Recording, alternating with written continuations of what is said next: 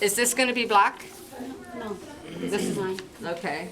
Who also wants to do black? Okay, is yours ready? I don't know. So, okay, so as soon as he's done, it may go to Claire, or we'll just put the second one in, because it'll go pretty fast once we get started. All right, lay your fabric. Oh, I see.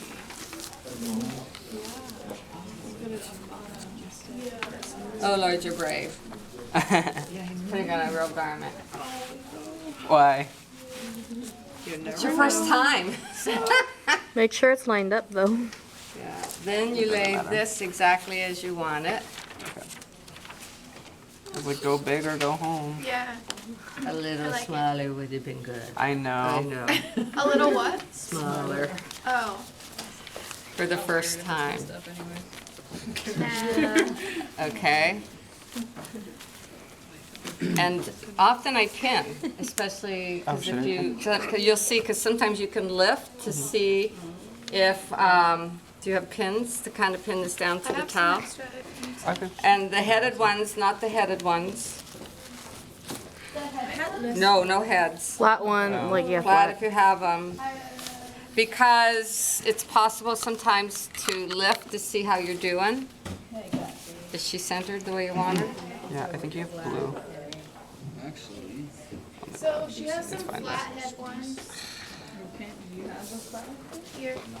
You need to get gloves. Will these work okay? Yeah, those will work. You just may want to pin in a couple spots. And you may be prepared to go in and hand touch up. Oh, of course. Yeah. It might be better that we move to a different location, but with the black screen, it's just I'm worried. Where am I picking all this color from? From, I think from when you opened the. The can? Yeah. Okay, so I've got something for the squeegee. I've got this.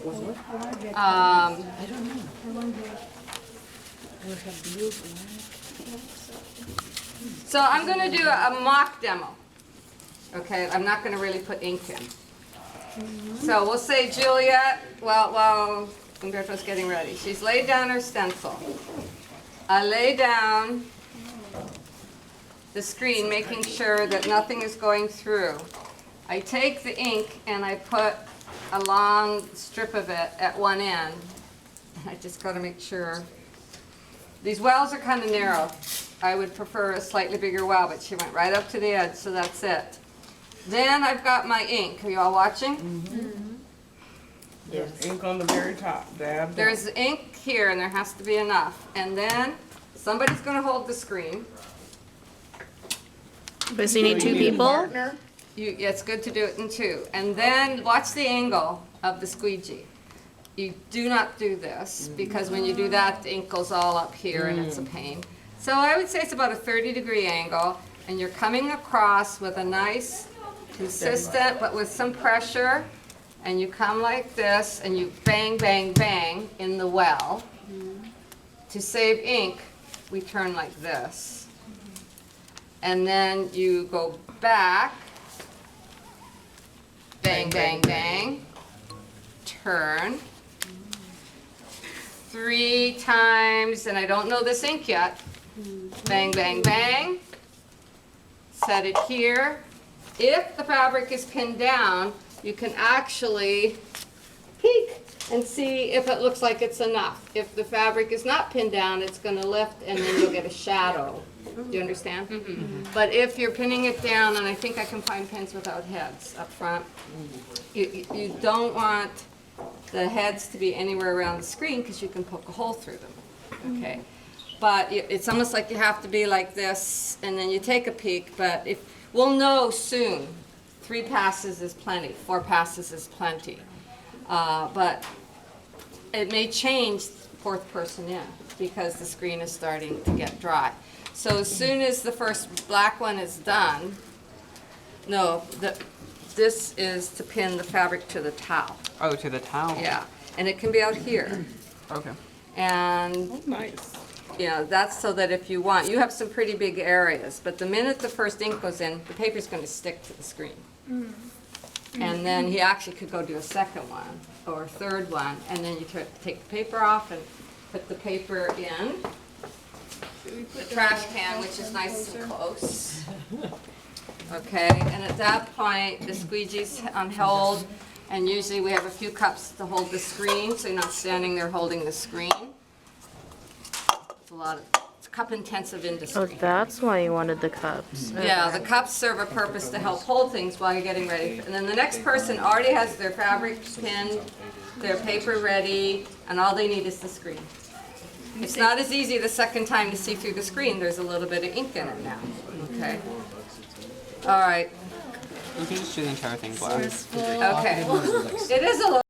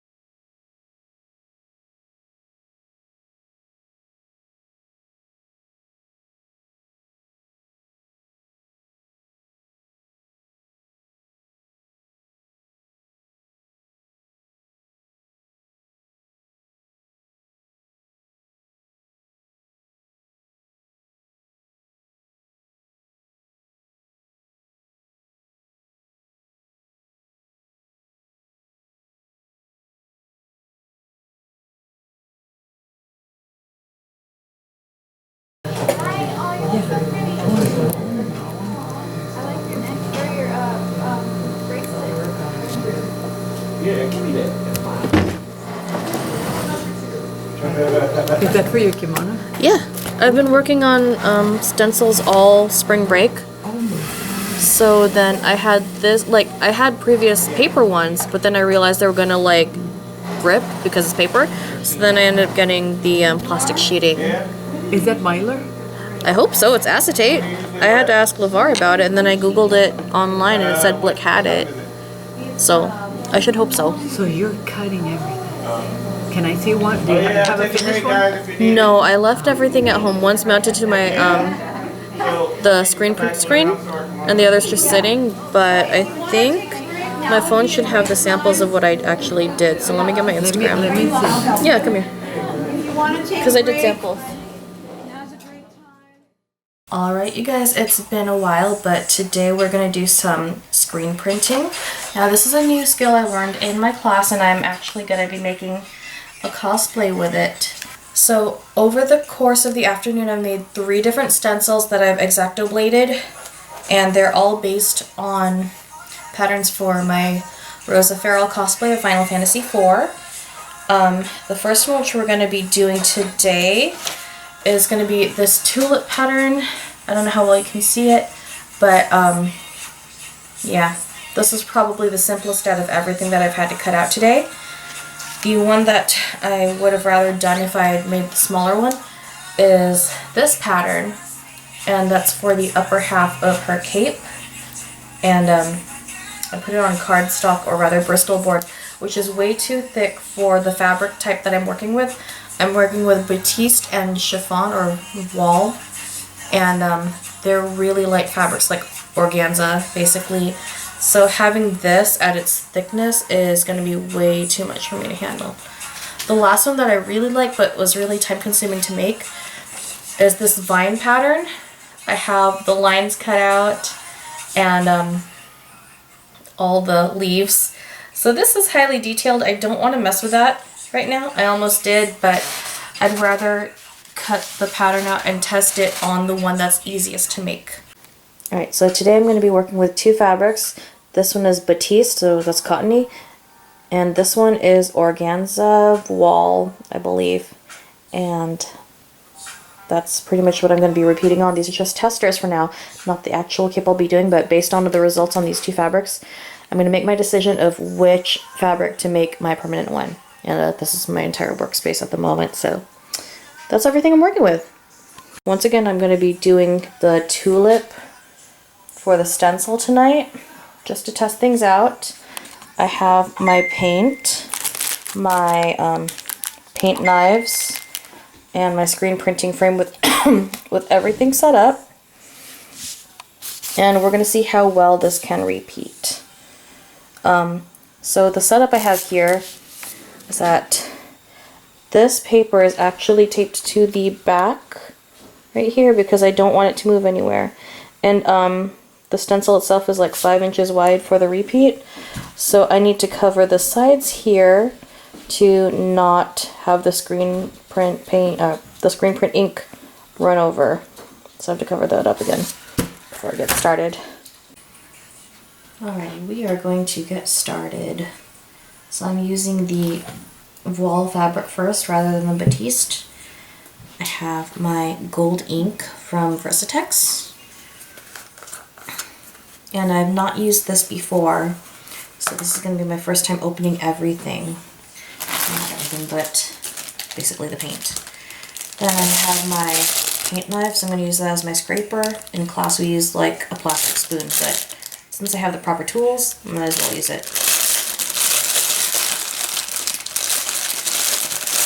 I'll use the spatula version.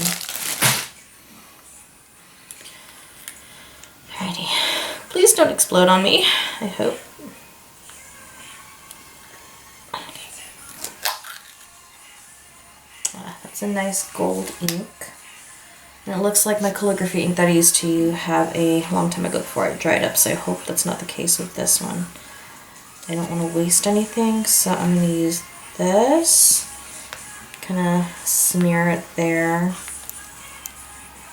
And that's not nearly enough ink that I need for this. I also have my project laid out on newsprint. That way it doesn't go through the, what you would normally have is towel here. I have a piece of fleece that I had for a former project and I'm not using. I'm just going to have more of this there.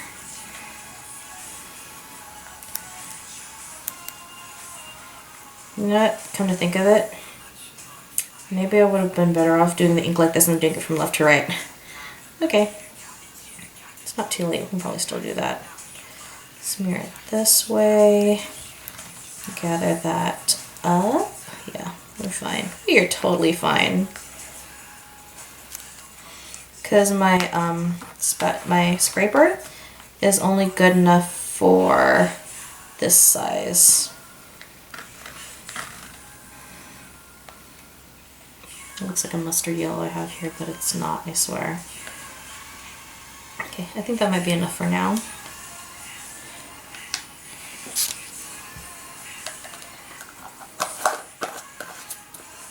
Now my teacher says you need 2 people to do this. One to hold down the frame itself and the other to run the scraper through or the squeegee through. I don't have 2 people, I just have me, so I have to work with what I got. And let's get this done. So we kind of want to go like this, and it just, you see that gold ink going on there.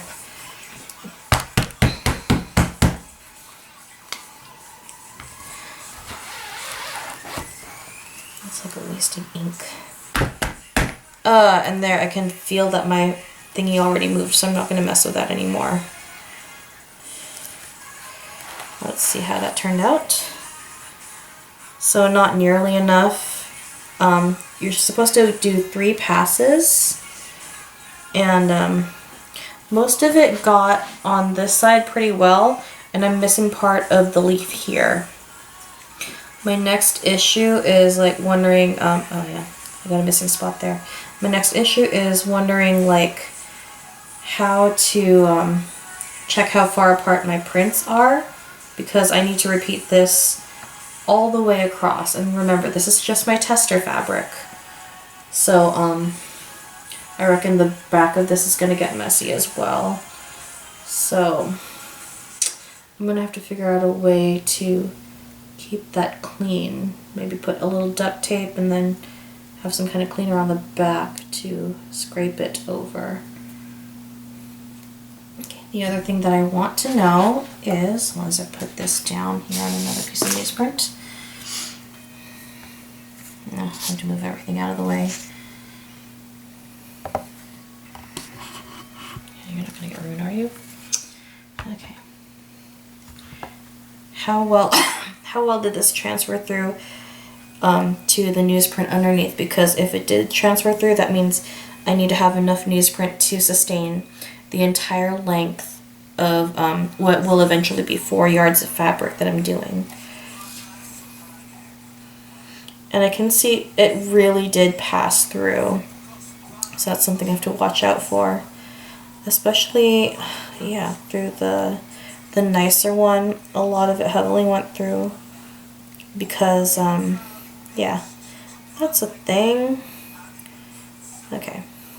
Since I don't have all the pins I need to have this thing move over and size over, I am going to move on to the Batiste fabric and see how that holds up.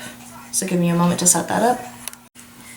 Alright, now my Batiste sample is set up. This is going to be the cotton-based fabric, and I'm basically going to be using the same exact thingy I used for the previous screen. So this paint really dries quickly, so I have to be super careful with how I deal with it.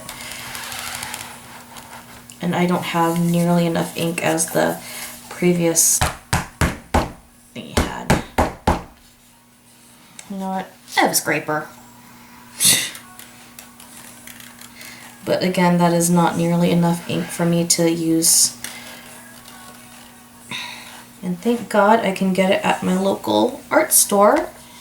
I shop at Blick. That's on, well, you can't see it, but that's the title over here. I just want to make sure that this is fine. I had to replace the what's called the newsprint below here. So you can tell a lot of my ink actually went onto the mesh, and a lot of it is being wasted, and I hate things that do get wasted. But what can you do for the sake of art? I wish I could run this through the entire length, but I'm wholly unprepared. So this is already just testing what I need to know And based on these two fabrics, how they both turn out, I'm going to decide which one is going to be my main one.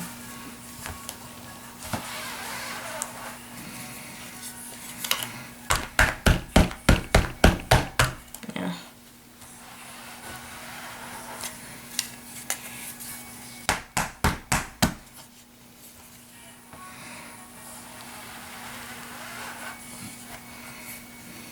Ugh, and yeah, it really got through over there.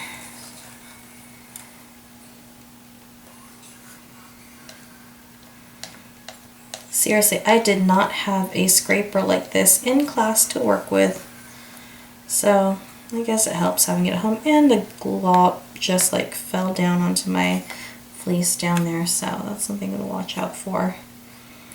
Dang it.